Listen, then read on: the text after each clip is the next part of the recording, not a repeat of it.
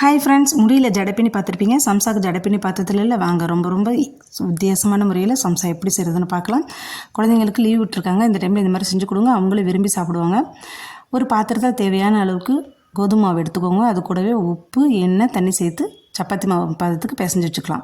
இப்போ வெளி மாவு ரெடியாக இருக்குது. உள்ளுக்கு இருக்க மசாலா செய்கிறதுக்கு பட்டாணி, உருளைக்கிழங்கு, வெங்காயம், கருவேப்பிலை சேர்த்து நல்லா ஒரு முறை மிக்ஸ் பண்ணி விட்டுக்கலாம். இது கூடவே உப்பு, மஞ்சத்தூள், மிளகாத்தூள், கரம் மசாலா சேர்த்து நல்லா ஒரு முறை மிக்ஸ் பண்ணி வச்சுக்கோங்க.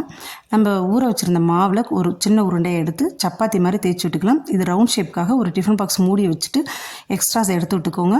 இங்கிட்டு 4 கோடு, அங்கிட்டு 4 கோடு போட்டு நம்ம ரெடி பண்ணி வச்சிருந்த மசாலாவை நடுப்புற வச்சுட்டு எப்படி ஜடை பின்னுறோமோ அதே மாதிரி இங்கிட்டு எடுத்து பின்னி விட்டோம்னா சம்சா இப்போ ரெடியாக இருக்குது. இது கடையில் எண்ணெயை ஊற்றி எண்ணெய் சூடு இருந்ததுக்கப்புறமா நம்ம ரெடி பண்ணி வச்சுருந்த சம்சாவை அதில் ஒன்று போட்டு எடுத்துட்டோம் அப்படின்னா சுவையான மனமான ஒரு வித்தியாசமான சம்சா ரெடி. இதோட ஃபுல் வீடியோ லிங்க் டிஸ்கிரிப்ஷன் பாக்ஸில் கொடுக்குறேன். பிடிச்சதுன்னா லைக் பண்ணுங்கள், ஷேர் பண்ணுங்கள், சப்ஸ்கிரைப்